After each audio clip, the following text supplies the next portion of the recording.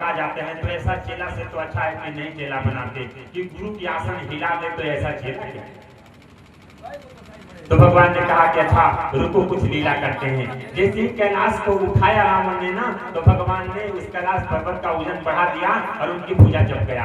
अब भुजा जब रावण का जाता है ना, याद रखिएगा, ये जब ये राज कोई जानता हो तो जानता हो, नहीं जानता हो तो आपकी एक लिए व्यवस्था मिलेगा, ज्ञान मिलेगा।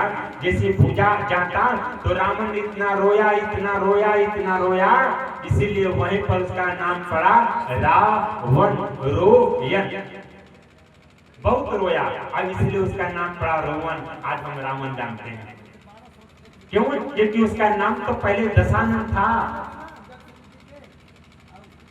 और उसके बाद भगवान क्षमा किया, उसके बाद गया तो फिर अब कैलाश पर्वत नहीं उठाता था, भाव से प्रणाम करता था। और उसके बाद जब युद्ध होने लगा तो कहते हैं ना कि हम किसी घर में पशु पंछी को भी पाल लेते हैं ना, तो अपने हाथ से नहीं मारते हैं। और इसीलिए भगवान भोलेनाथ का शिष्य है रावण, और अपना शिष्य बनाए हैं, ज्ञान दिया है, पोसा है, इसलिए अपने हाथ से शिव जी नहीं मारे। तो रूप बदला। रूप कौन बदला? एक गर्भानुत भगवान श्री हनुमान जी महाराज शिव जी हैं, और दूसरा रूप धारण करके और संहार करवा रहे हैं।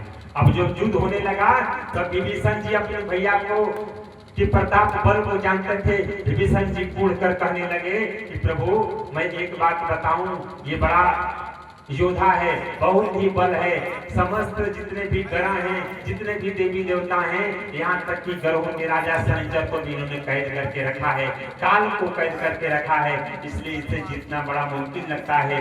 भगवान ने मुस्कुराया, और भगवान ने मुस्कुराया तो विभीषण जी ने कहा, आंख से आंसू भरी भाव में विभीषण जी ने कहा कि नाथ नरथ नहीं तन पद प्राणा, नाथ नरथ नहीं तन पद प्राणा, कहीं विधि जीतब वीर बलवाना।